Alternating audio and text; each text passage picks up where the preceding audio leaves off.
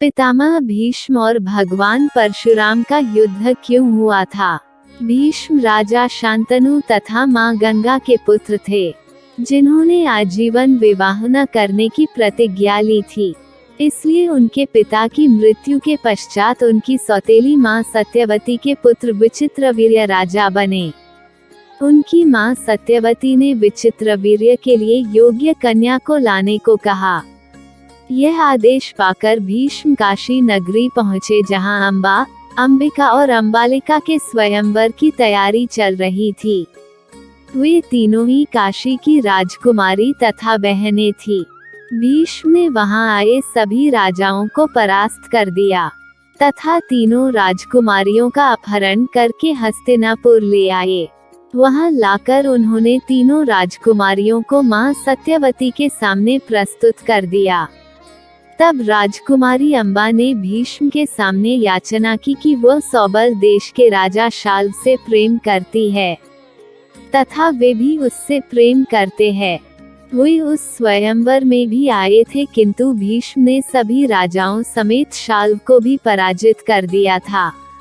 ये सुनकर भीष्म ने अम्बा को राजा शाल्व के पास भेज दिया। अम्बा राजा शाल्व के पास गई तथा स्वयं को पत्नी रूप में स्वीकार करने को कहा कि उनकी भीष्म भरी सभा से राजा शाल्व को परास्त कर राजकुमारी अम्बा को हर कर ले गए थे, इसलिए उन्होंने अम्बा को पत्नी रूप में स्वीकार करने से मना कर दिया।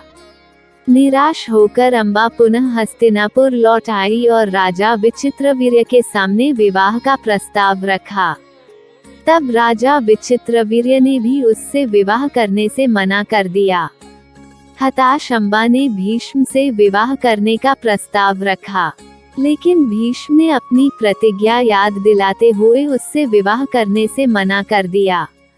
ये सुनकर अम्बा को अत्यधिक क्रोध आ गया तथा भीष्म से बदला लेने के लिए वहां से चली गई। क्रोधित अम्बा भगवान परशुराम के पास गई तथा उन्हें सारी घटना बताई। भगवान परशुराम अम्बा की यह व्यथा सुनकर अत्यधिक क्रोधित हो गए और उन्होंने भीष्म को अम्बा से विवाह करने के लिए कहा। भीष्म ने अपनी प्रतिज्ञा के कारण अम्बा से विवाह करने को मना कर दिया। इस पर परशुराम ने भीष्म को स्वयं से युद्ध करने को कहा। दोनों के बीच भयंकर युद्ध हुआ, जो कई दिनों तक चला।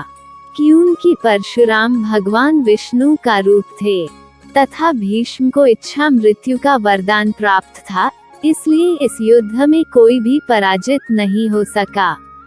अंत में देवताओं के द्वारा दोनों के बीच युद्ध को शांत करवाया गया।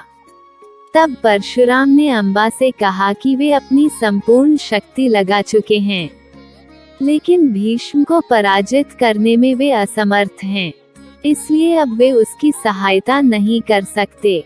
निराश अम्बा ने भगवान शिव की कठोर तपस्या की तथा उनसे वरदान मांगा कि भविष्य में वह भीष्म की मृत्यु का कारण बने।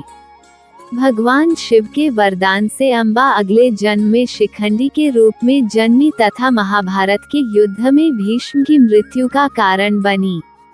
अगर आपको ये कथा पसंद आई हो तो हमारे चैनल को सब्सक्राइब कर लेना और वीडियो को लाइक करना मत भूलना। तब तक के लिए अपना ख्याल रखिए, खुश रहिए। नमस्कार।